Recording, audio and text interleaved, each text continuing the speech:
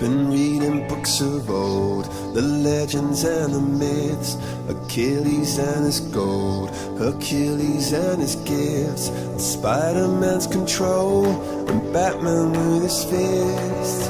And clearly I don't see myself upon that list. But she said, where'd you wanna go?